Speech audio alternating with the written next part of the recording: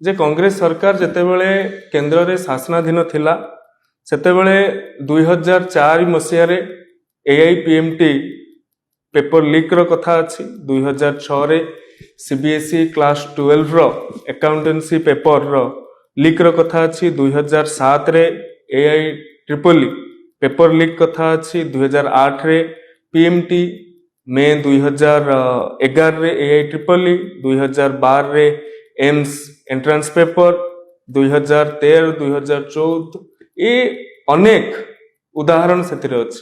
किंतु इंटेंशन से समय रे सरकार रो कोन थिला लोक माने संदिहान रे थिले। प्रश्नपत्र लीक को नेकी विरोधी दल जो भली भाव रे तांकर आचरण उच्चारण प्रदर्शन करुछंती ये निश्चित भाव रे गोटे सभ्य समाज को एवं शिक्षित समाज को व्यथित करुछि। केवल मुद्रार गोटे पार्श्व सेमानंकु देखा जाउछि किंतु मुद्रार अपर पार्श्वटी सेमाने देखि पारुनांती।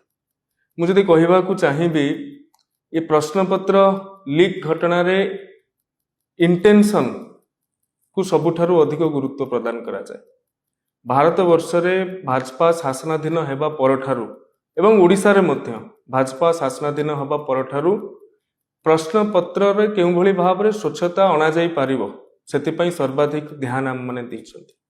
आपण माने जानिथिबे जे कांग्रेस सरकार जेतेबेले केंद्र रे शासनाधीन थिला सेतेबेले 2004 मसीह रे एआईपीएमटी पेपर लीक रो कथा अछि। 2006 रे सीबीएसई क्लास 12 रो अकाउंटेंसी पेपर रो लीक रो कथा अछि। 2007 रे एआई ट्रिपल पेपर लीक कथा अछि। 2008 रे पीएमटी मे 2011 रे एआई ट्रिपल 2012 रे एम्स एंट्रांस पेपर 2013 2014 ये अनेक उदाहरण सेतिरे अछि।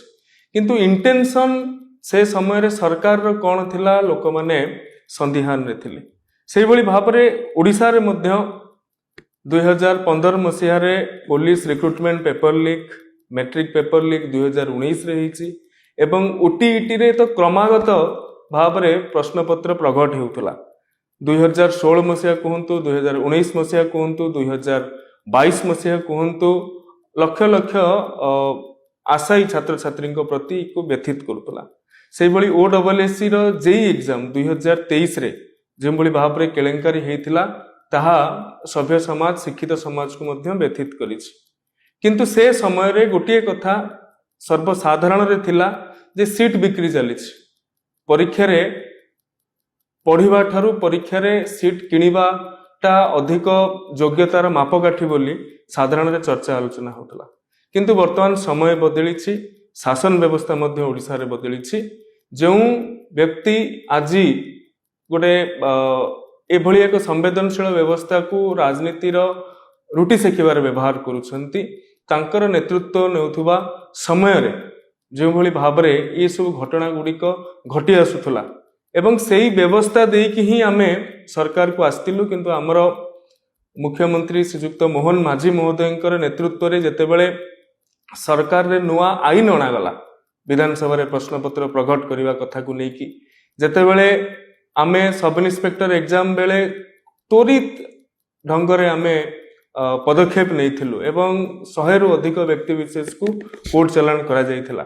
से समय रे गोटे सरकार रो इंटेंशन सामना को आस्तला। किंतु वर्तमान असह्य काईकि होउछि प्रधानमंत्री को ऊपर को केंद्र शिक्षा मंत्री को जो कार्यधारा इति मध्य रही हायर एजुकेशन इंस्टीट्यूशन भारत वर्ष रे पाखापाखि 2014 रु 2024 भितर 25% बढ़ी। ग्रॉस एनरोलमेंट रेशियो जेतेबेले एनडीए सरकार को आसिला सेतेबेले 23% थिला वर्तमान 30% रे आसिक पहुंचलानी।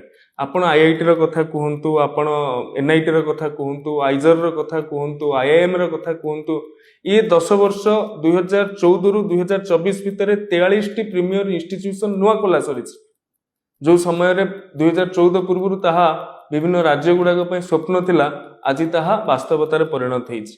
तेणु किछि राजनैतिक दल वर्तमान छात्र आंदोलन को जो भाव में भ्रमित करुछंती एवं केंद्र शिक्षा मंत्री जो प्रयास रही जातीय शिक्षा नीति को लागू करिबारे पीएम श्री रो कथा कहतु, पीएम उषार कथा कहतु, निपुण भारत मिशन रो कथा कहतु, ये सब को लागू करैला परे गोटे उपनिवेशवादी मानसिकतार जो भाव में भारतीय शिक्षा व्यवस्था जर्जरित होता से मुक्ति मिली।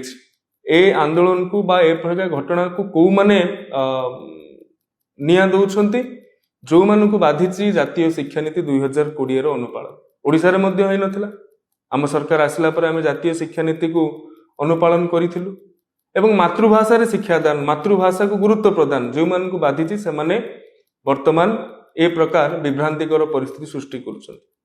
जो मान को बाधिची जरूरीकालीन परिस्थितिर कथा पाठ्यपुस्तक रे स्थानित हवा, जो मान को बाधिची सर्जिकल स्ट्राइक भारतीय सेनार परम सूर्यर कथा पाठ्यपुस्तक रे स्थानित हवा एवं जो मान को भी बाधिची मुगल साम्राज्यर जो प्रकार कला कारनामा थिला ताहाकू हटेई दबा, जो मान को बाधिची जे आंचलिक भाषा गुड़िकर गुरुत्व सर्वभारतीय स्तर में बढ़िबा से मान ही एक कथा को विभ्रांति करुछंती।